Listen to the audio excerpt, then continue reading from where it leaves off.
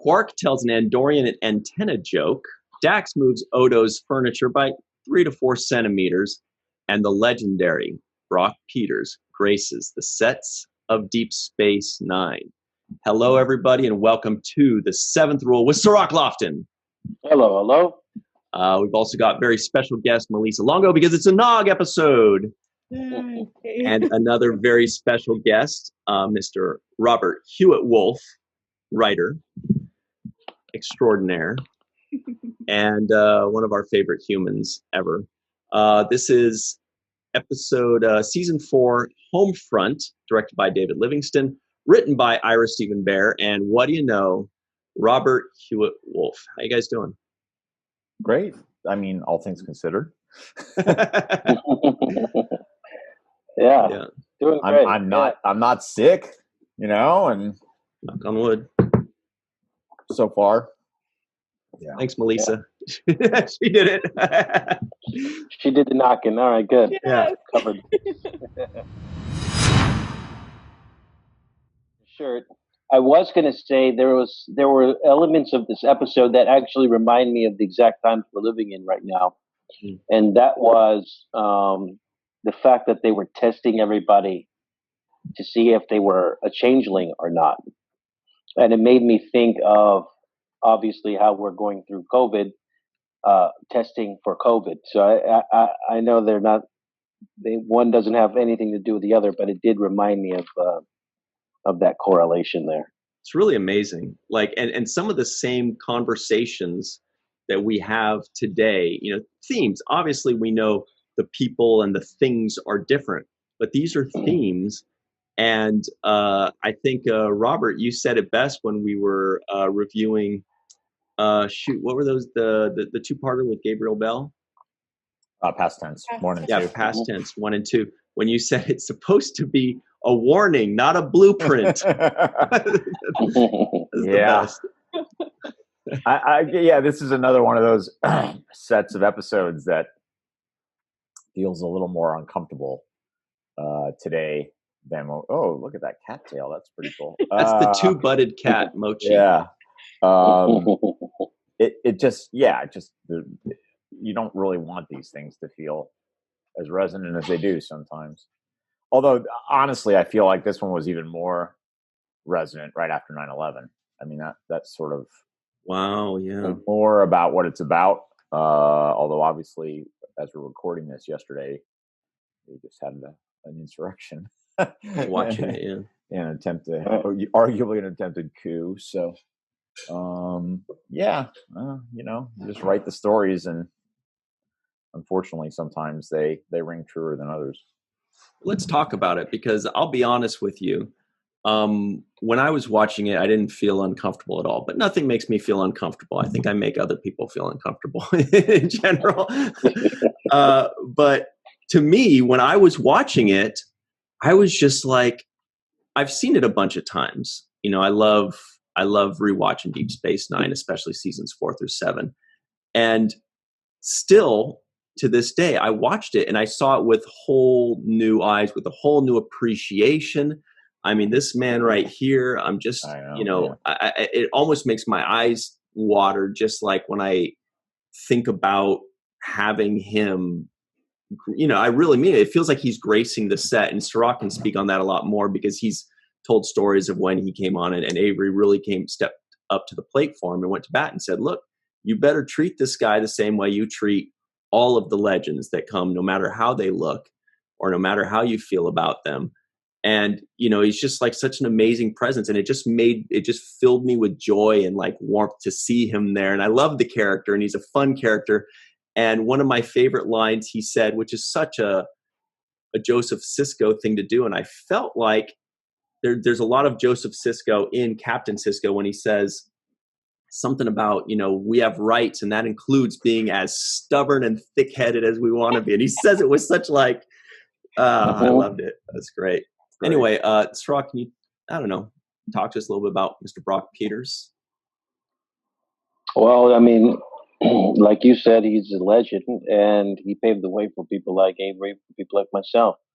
And clearly he's his talent is pretty much written all over this episode in the way that he owns the character of Joseph Sisko, and what he provides for us is he turns Sisko back into a kid all over again. You can see the level of respect that he has for him, like any child would have for their father. So I think it's interesting to see Sisko kind of reduced to a concerned child when he's in the presence of Brock Peters. I love that softness to it.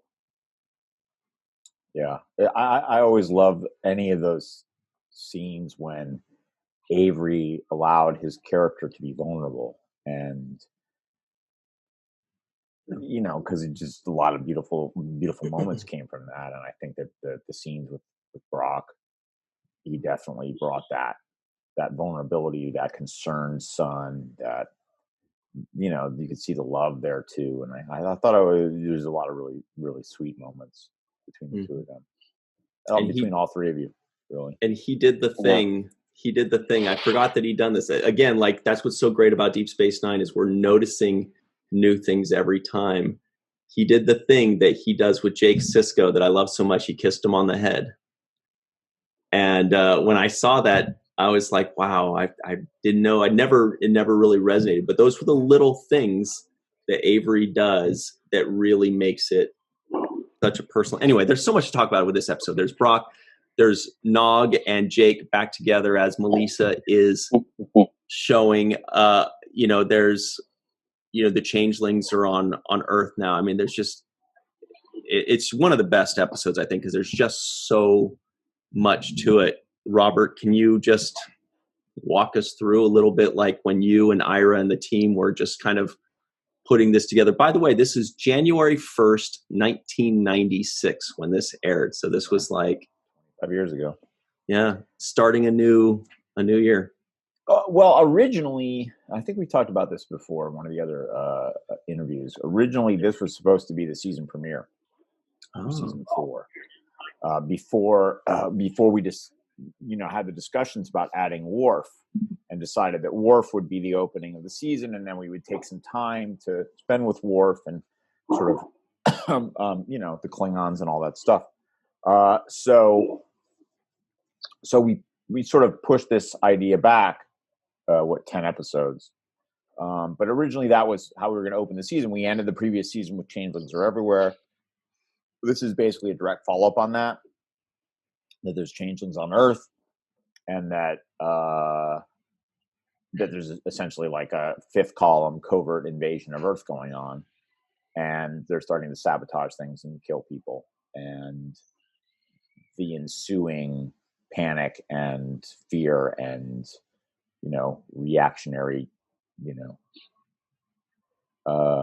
actions that the Federation or some Federation officers take were really supposed to be what the season opener was going to be. And then so we pushed it back. We kept discussing it. We were vaguely inspired by the businessman's coup, the thing that there was just an HBO series about it. This whole thing right before World War II, where right wingers tried to convince people in the military to overthrow FDR. Really? Real, yeah. And there was a movie that was sort of vaguely inspired by that. It was sort of a McCarthy era movie called 7 Days in May, I think it was called. Sort of about a U.S. military coup.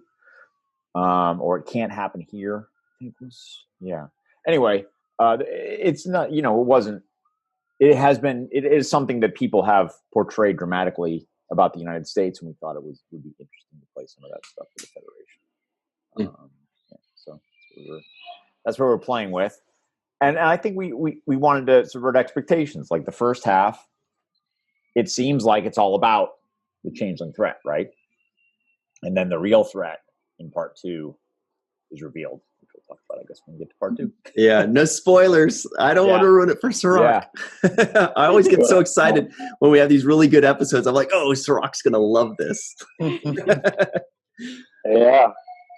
I did love this episode. I actually I was telling Malissa earlier that I liked the dynamic that Nog also brings when he's with Cisco. There is another element between the two of them that is not anywhere else in the show, where Cisco, feels some sort of responsibility for Nog. He sees his ambition, he sees his desire, and he wants to help him, but he also is slightly annoyed by him. So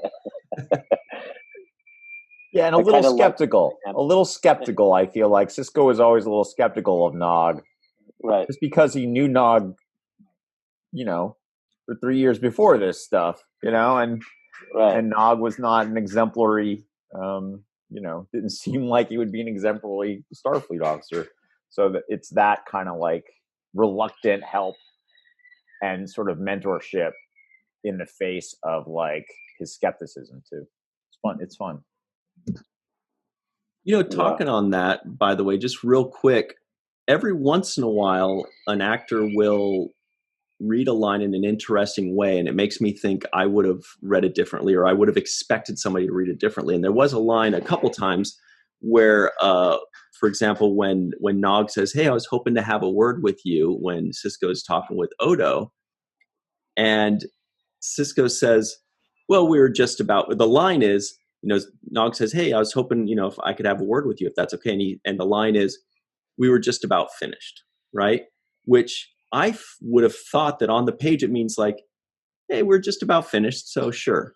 But the way he said it was, "We were just about finished. Like, this is bad time."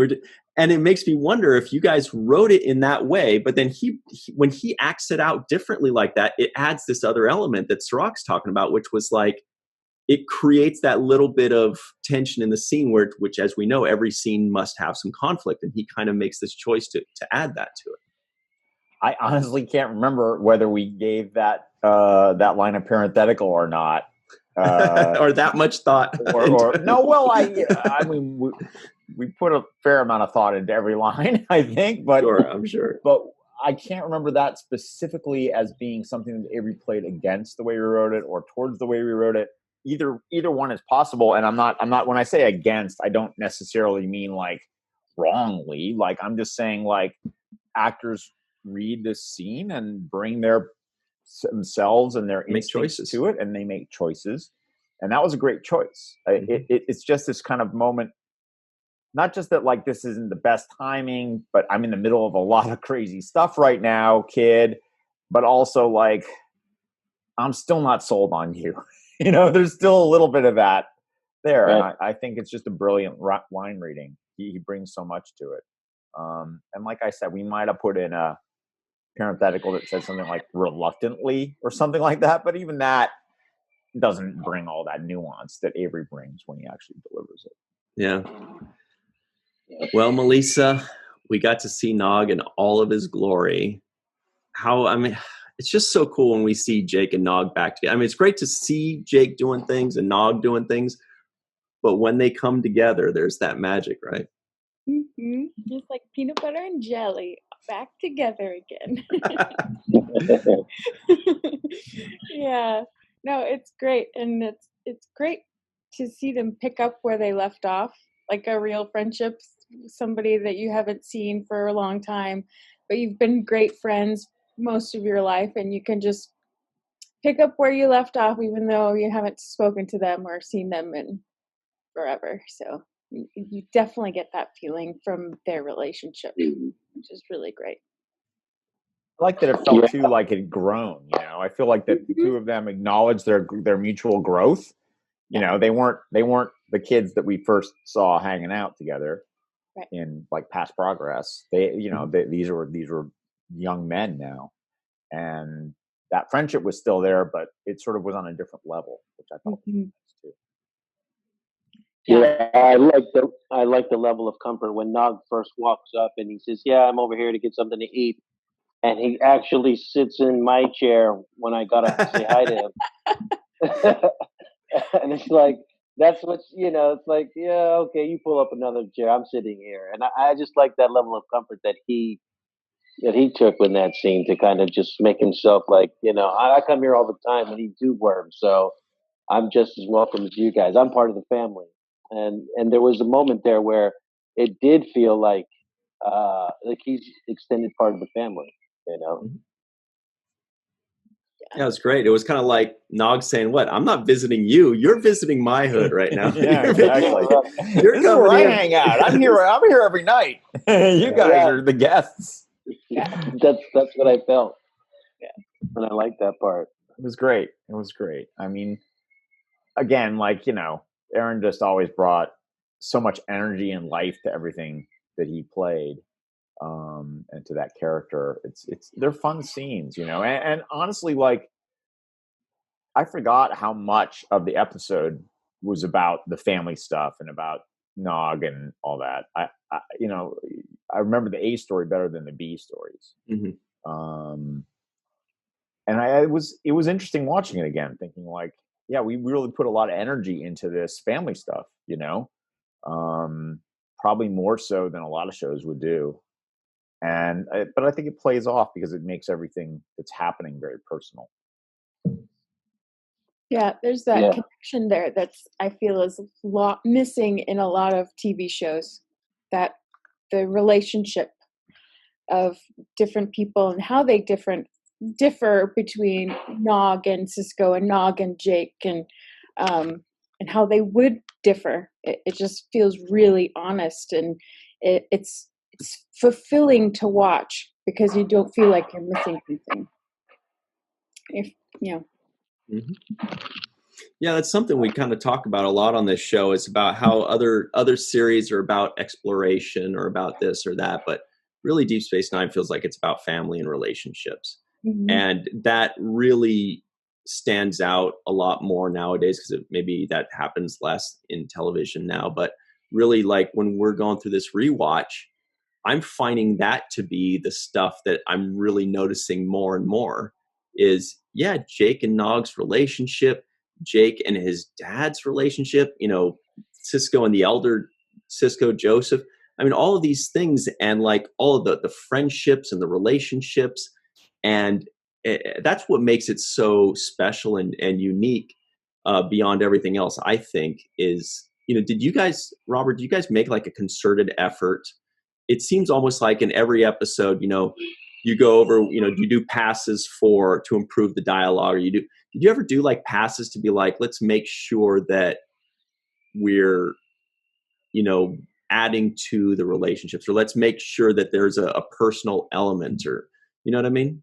I think, I think that, I mean, that was Ira's big thing, is always like, it's all about the people, right? It's all about the relationships. It's not about the tech or even this. I mean, the story was important to him. Story is still important to Ira, but I think he was very interested in those personal scenes, you know? I'd forgotten the Dax bit with Odo, you know, which is a fun little bit. And you know, but it's thematic. We were trying to sort of set up the chaos versus order of it all. The sort of Odo, you know, like some of the other characters that we meet, is very invested in things being safe and correct, and everything, it's in its place, you know. And Dax is much more comfortable with chaos and uncertainty, in somewhat the same way that Joseph is a little bit more about living life and a lot less about worrying about, you know, security and things like that. It's like, those aren't really his concerns. Like he has a perspective that if you spend your life in fear and worry, then, even with regard to his health, where it's not necessarily a good thing, but that if you do that, you're not living your life. And then what's the point, you know? And so that was the tension that set up by that. But I would just love, like, even you know, we have that great Battle of Britain stuff with Bashir and O'Brien at the beginning, which is just like, I mean, it's pretty goofball, you know, but it just speaks to relationship being sort of the center of the show, you know, the relationships being what we're really the most concerned about. You know, story next. So we got to take a break in just a second here, but I definitely want to talk a little bit more about that, because I felt like that leads into kind of something that was a little bit more of a dead giveaway that this is a two-parter. For anybody that didn't know the first time they watched it, I feel like there was a hint at the beginning there that this is a two-part episode. So we'll talk about that a little bit, and then we'll talk a little bit more about Nog and Joseph Sisko, which I think were really the things that stood out to me the most. And we'll be right back on The Seventh Rule. Hey everybody, welcome back to The Seventh Rule. We are reviewing Homefront with writer Robert Hewitt Wolfe and the rest of us, whatever. So real quick, the trivioids from the beginning that may or may not have made the cutting room floor. The wormhole is opening and closing completely at random. Quark tells an Andorian antenna joke. Dax moves Odo's furniture by 3 to 4 centimeters. Sisko's mom never put enough cayenne in the jambalaya. Chopping vegetables for 9 hours a day isn't exactly Jake's idea of a vacation. If you order anything but the bread pudding souffle, you're making a mistake you'll regret for the rest of your life. At Joseph's restaurant is the only place that serves live tube grubs. And finally, Odo does his best seagull impression. So the giveaway that I thought when we were watching this first bit of the episode was every episode tends to have that where we get the trivioids usually. It's kind of like the slice of life. You know, Bashir and O'Brien are playing darts and then someone comes in and whatever.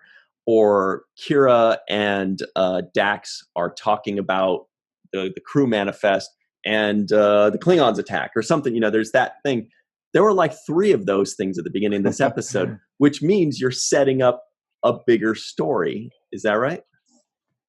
Yeah, I think that's fair. I think, you know, in a tight 42-minute episode, we wouldn't have time for 3 of them. We would have had to probably pick a couple, kick a couple to the curb. So, yeah, I think that's fair. Now, was this one of the higher budgeted episodes? Because it seems like there was a lot going on. It wasn't because, originally this was supposed to be the season premiere, and we were going to have a bunch of money for it, and then we spent all that money on Way of the Warrior when we decided to add Worf and the Klingons. So those episodes, Way of the Warrior was typically our season intros are we usually spend a little more money on, and we spent a crap ton of money on Way of the Warrior. But, you know, in television, when you spend a lot of money on one episode, you got to get it back. You know, you got to like claw it back over time. And in this case, it didn't mean that we tried to save any money on this episode, but it did mean we didn't want to spend any extra money on this episode. Mm-hmm. And that meant that, you know, the street life of New Orleans wasn't as big a part. Like, we wanted a lot more people. We wanted to feel like we were in the quarter, maybe. You know, we wanted to have like bustle, you know, to contrast with some things that happened later in I think in part 2.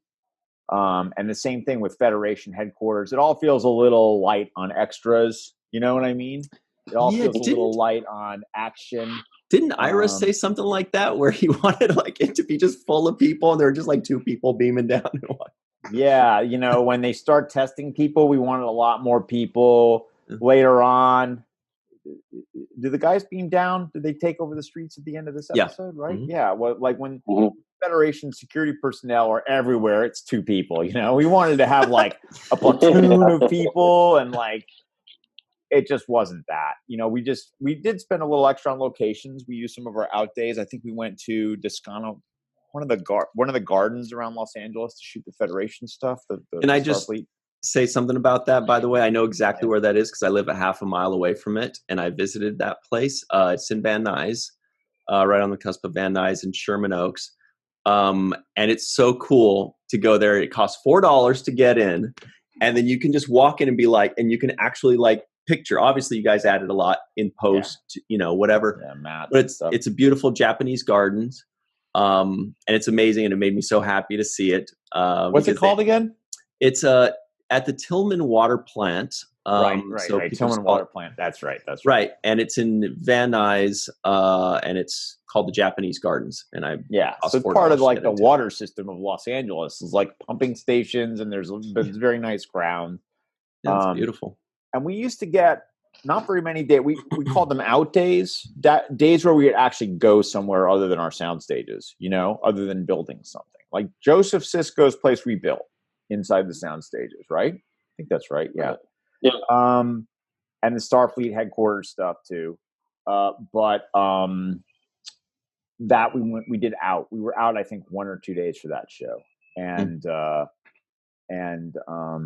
that was unusual, right? I mean, we didn't move the trucks, as they say in the business very often. That we didn't actually like put our show on the road, especially to go that far from where we shot. So it was that was nice. But yes, it was not an expensive episode. Otherwise, we were pretty skimpy with a lot of stuff. Well, it felt like it. So you guys hid that well. I mean, with the location and Cisco's Creole Kitchen, I felt like there was a lot going on in this episode. Yeah. But one of the things that was a real central theme was the president of the Federation talking about not destroying paradise. He was so resistant to kind of change the way normal was for everybody, right? And I feel like we're in that situation now with restrictions and lockdown measures and mask requirements and things. This is something where people have to embrace a new change, right? And the decision making in that. Yeah, we wanted him to have a strong point of view. He was a guy. We wanted him to feel like a thoughtful person who, obviously, Leighton disagreed with, and maybe even some of the audience might disagree with, and Sisko to a certain extent would disagree with, especially in part 1. But he has a strong point. I like to think that he, I like to retcon him into being the same species as Douglas Jones' character. I knew you were going to say Saru somehow. Somehow, when you think that he is a member of that species or a similar species that is a herd / prey animal. Where'd you come up with the name for something that looks like a cow called a grazerite? By the way.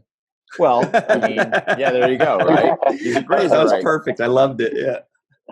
So yeah, like they're his people are a peaceful, thoughtful, kind, cooperative people, and he was thrust into this position. He didn't even want to be president of the Federation, right? He says that at some point.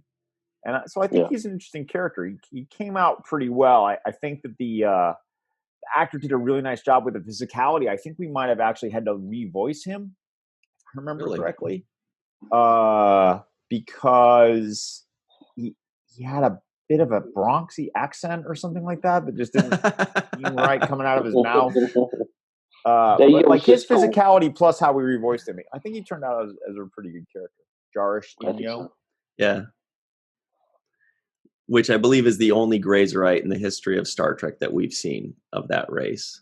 Yeah, probably. I looked it up like 10 years ago. I know that's the case. I was like, because I really like the character. That poor guy was under a lot of makeup too, so that might have been part of why his voice and his performance was a little too. It was both a little too quiet in the voice, and I think he did have like a heavy New York accent or something like that. So yeah, we revoiced him to make him a little stronger, vocally stronger. You're like, hey, I'm a pacifist over here. But it's more like, hey, I'm a pacifist over here, and you're like, well, you're both too quiet and too New York. Say that to my face, buddy. Yeah. He's a good actor. Like that guy's a really good actor. I just think it was like one of those things. Like, and I think Sirach can speak to this. People can come on to Star Trek, Deep Space Nine, and good actors, and you'd put them in makeup and put them in the costumes, and sometimes they'd feel kind of lost, I think. I mean, you probably saw that more than once, right?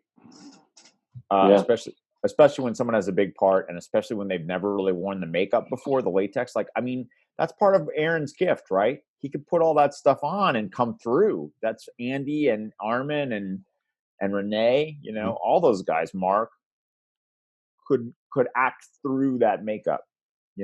And not everyone can do that, it's tough. And it was a tough set. It was tough, man. You had to bring your A game to that show, to the show. It was like, Yeah.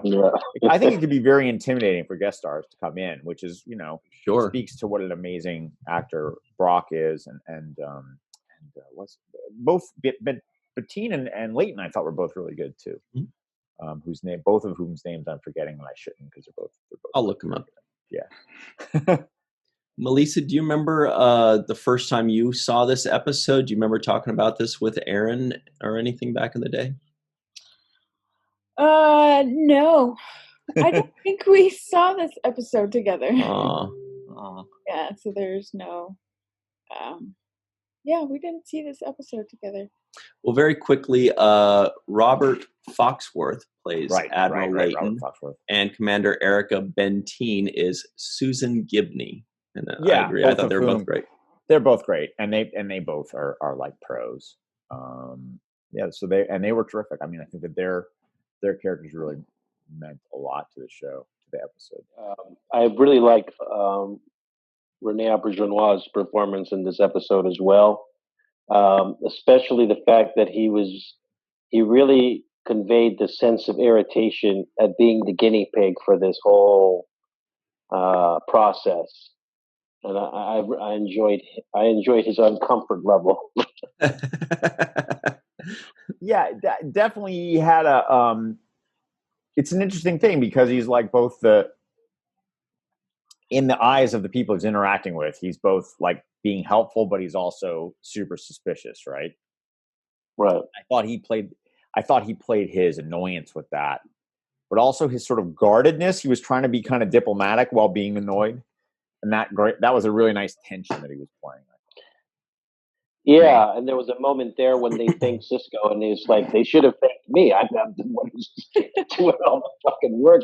They shocked me 15 times. So I like the way he played that. And he also mentioned, he called himself a guinea pig. Like, I'm not your guinea pig, and I just felt like he played the position of being seen as the problem, but also trying to be the solution. I thought that's a very interesting place for him to be.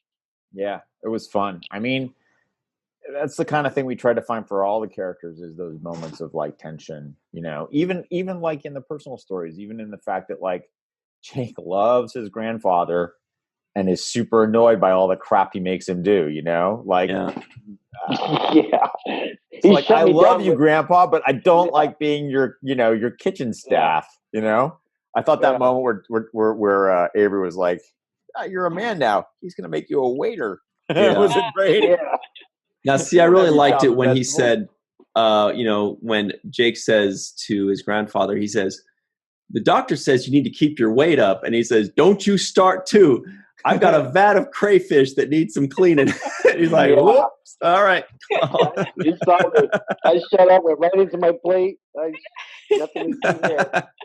That was a line. As a writer, I was like, "Damn, it should have been crawfish." Like, I felt like there were some moments there where like there were just some little moments that I felt like could have been like we as writers like did not quite get as deeply into like the New Orleans of this family as we should have,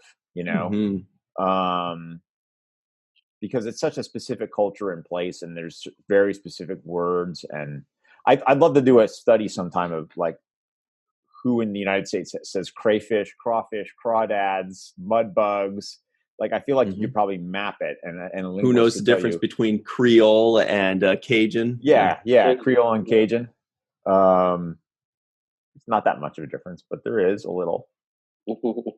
Cloth tablecloths. That's what I feel like the difference is, to be honest. What's on the table? Creole is city cooking. Cajun is country cooking. That's the actual difference. And because Creole is city cooking, it's much more part of the African American community in New Orleans than the Cajun, which is very specifically the French descended people out in the countryside a little bit. I hope that's right. Please please don't write Ryan. And when I looked it up a while ago, that's what I remember it being kind of like a proximity thing. Like this is the inner city, and then everything outside of that. So I think that's what it was. Yeah. Yeah, and Creole is a little more refined. Like I said, I'm not joking when I say cloth tablecloths. Like if you've got linens on the table, it's probably more likely a Creole restaurant. If they dump the crawdads, if they dump the crawfish onto a newspaper from a bucket, Cajun. That's Cajun. It's delicious, by the way. There were many lines that I liked in this episode. One of them was when Cisco tells Nog, Jake tells me everything. Just that line in itself, I thought was great. I love Joseph Cisco saying staying healthy is a full-time job. And I don't have time for two jobs. Too old for two jobs, right? Yeah, I love that line. I think that might have been Ira's dad. I mean, Joseph is definitely more inspired by Ira's dad than my dad, I would say. Okay. You know? Really? You said your dad was military, right? Yeah, my dad was a career military officer. He was a Green Beret, and he's an Army officer and all that stuff. Ira's dad ran a tuxedo shop. Oh, nice. And so he was more part of the community. You know what I mean? He was like a shop owner, an entrepreneur, a guy who ran his own little business and was part of the fabric of the community where he grew up.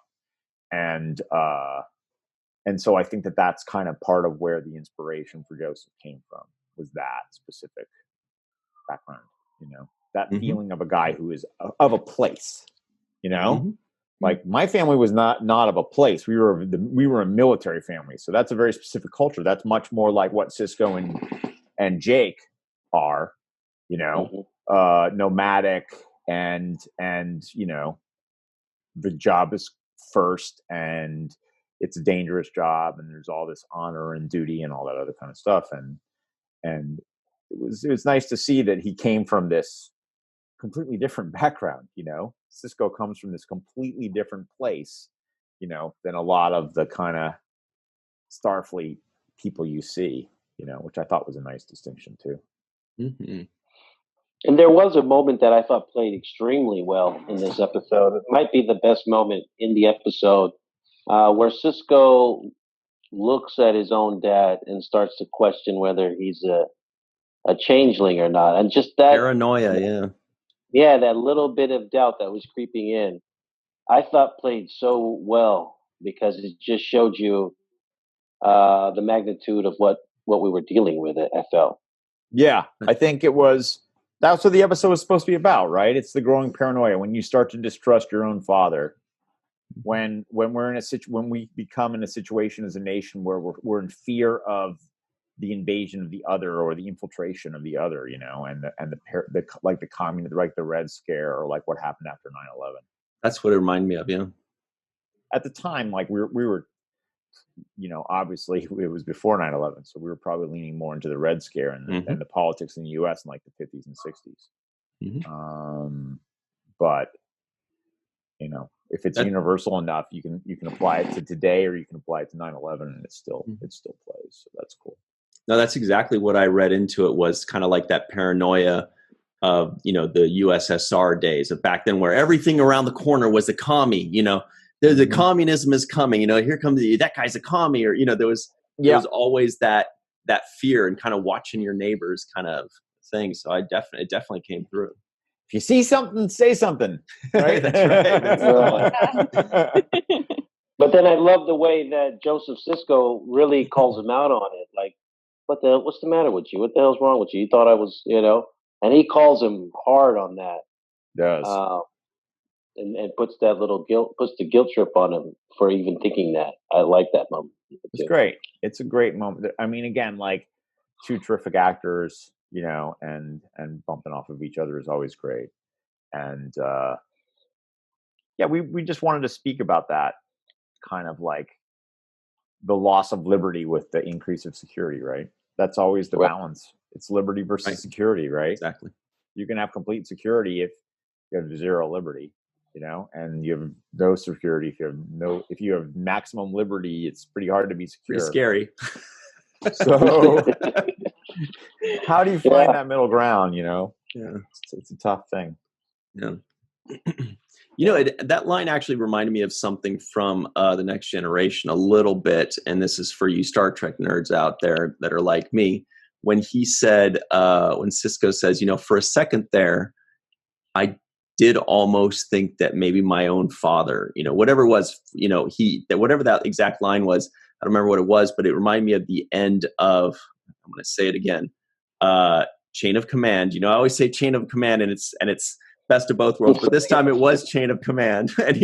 And Cisco comes, or Picard comes back and he says, for a moment there, I actually started to believe there were 5 lights, or, there's that self-reflection that Star Trek likes to use to remind us the captains are still people. Like even the captain themselves can secretly admit, for a second there, I wasn't as sure as I always act, and it was really good, a good humanizing moment. Yeah. I mean, I think that's sort of Star Trek 101 to a certain extent. Like these are these hyper competent guys, but every once in a while you got to show that they're sweating under there, otherwise they cease to feel like human beings. You have to see that they have their moments of doubt, it's and again, Avery played it beautifully. Like I feel like Avery does a lot of great stuff, but I always like him when he's vulnerable. I always like Sisko. Those moments of vulnerability, they're rare, but when they're there, they're just beautiful, and I really love how he plays. That's what his family brings out of him. Yeah, it's almost always with his family. Mm-hmm. I mean, later there's some moments with Cassidy for sure. That's family too, though, right? Mm-hmm. But he has those moments with the crew from time to time. But most of the time, he's trying to present himself as the strong authority figure. Mm-hmm. So we only have a couple minutes left. Malissa, this is it.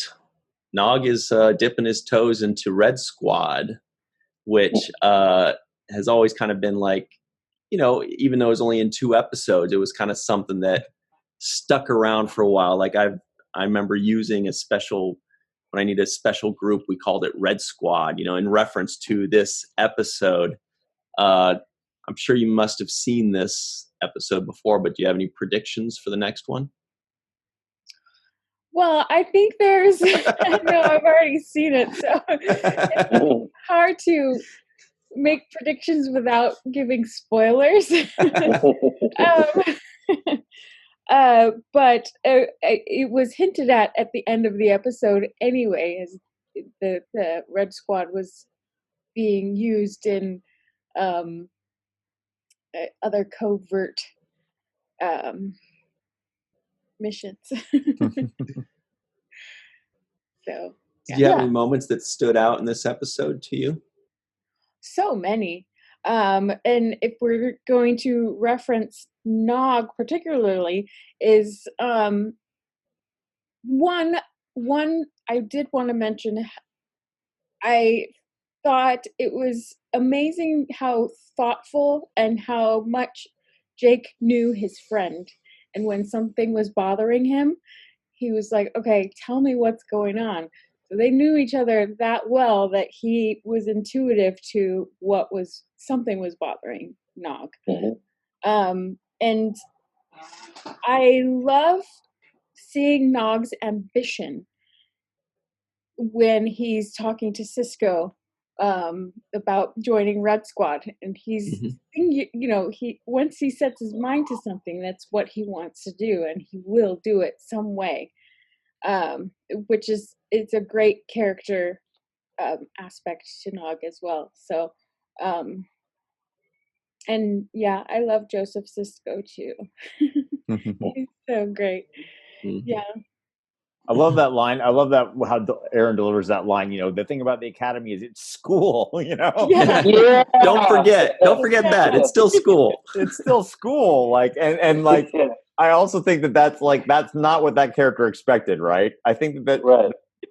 that the thing that people and this is just from my background, growing up in the military, the thing that people forget about the military academies, Air Force Academy, Army, and all that stuff is they're serious schools. It's not all this parades and training and stuff like that. I think someone told me like if you major in English at the Air Force Academy and you just take the regular loads of courses, you're still going to end up with a minor in electrical engineering or aerospace engineering or something like that, because you can't avoid all these like super hard classes that are, Mm-hmm. So that was a fun little. I thought he blended that really well. Were you the guy that they would always reference or ask when it comes to military things with your family military background? Were they always like, that's a Robert question? Yeah, a little bit. Ron was Naval ROTC, I think, when he was in school. I think he was. So I think it was Naval. He was some kind of ROTC. So he didn't end up going into the military, but he did get some level of training. So he had some knowledge about that stuff too. No, you kind of hit the nail on the head with the comment I was going to make, because I love that line as well. He's like, Jake, they call it the academy, but really it's just school. Like don't blow your mind over thinking that I'm having this really lavish experience. I'm really just in school. And Nog, I got the feeling Nog didn't give a crap about school, on Deep Space Nine. And that's what I thought appealed to him about Red Squad, because when he was selling Red Squad to Cisco, he was like, they get to do this, they get to do adventures, and like, It's the hands-on stuff. It's not the reading the books and studying for the test stuff that I want to do. I want to be there and be in the mix on action, real life action. He's like, I've already been in school for a week. When can I go on missions already? Jeez, taking forever. We said he'd been there for a month, and that timeline just does not work. We should have that line was wrong. He should have been there for several months, right? At that point, right? We screwed that one up. But, to say I've got the right grades for it. I'm like, already? Already? Yeah. like that reflects on the character. That's what Melissa was saying. When he does set his mind to things, Nog does them, right? Mm-hmm. And so even though he hates school and never really took it seriously, when he realized he needed to get good grades to stay here and be what he wanted to be, he got them because Nog could do that. I thought that was cool too. Yeah, but you're right about the timeline, because he actually said, I think the line was, I'm not fitting in. Nobody accepts me. And I'm like, you've only been here for like 3 weeks. Like, give it some time. But we took him there in season 3. Like, we took him to Earth in season 3. It's episode 10. Right. Yeah. I think that might have been an orphan from when the episode was supposed to be the premiere. Oh. Or we screwed that up. That's a mistake. That's an actual, that's a full-on writer's mistake that we let get through. He gets dropped off in Little Green Men, which was just 4 episodes ago. Oh, was it? Yeah, okay. All right. Okay. That makes sense. That's okay. I don't know why I was thinking Little Green Men was season 3. But yeah, okay. So it's not ridiculous that he's been there a month. Yeah. So it feels like he's been there longer, just given how friendly he is with Nathan, how he has this established life, how he's got these ambitions, how he's already feeling not all that, and all that works. It should be a couple months, mm-hmm. not just a month. Yeah. So we'll find out what happens in the next episode in Paradise Lost, which is kind of a tiny bit of a spoiler in and of itself with that title. But Robert, it's been so great having you, and we can talk about this another time, but you really unlocked the relationship between Jake and Nog for me personally back in the day, when you said that, being that your father was in the military, and we had Jake Sisko kind of on the path of following his father's footsteps, but then you kind of flip-flopped it and made him become the writer and Nog go in the direction of Starfleet. And that really kind of unlocked those characters. So every time we talk about Jake and Nog, I think about that kind of decision-making, so it's really awesome. I want to give a shout out, actually, because I don't think I mentioned this before, but I had a friend growing up and who I went to high school with. His name is Mike. And Mike was a bit of a punk. His brothers were gang members. All Mikes are. No, I'm just kidding. Oh yeah,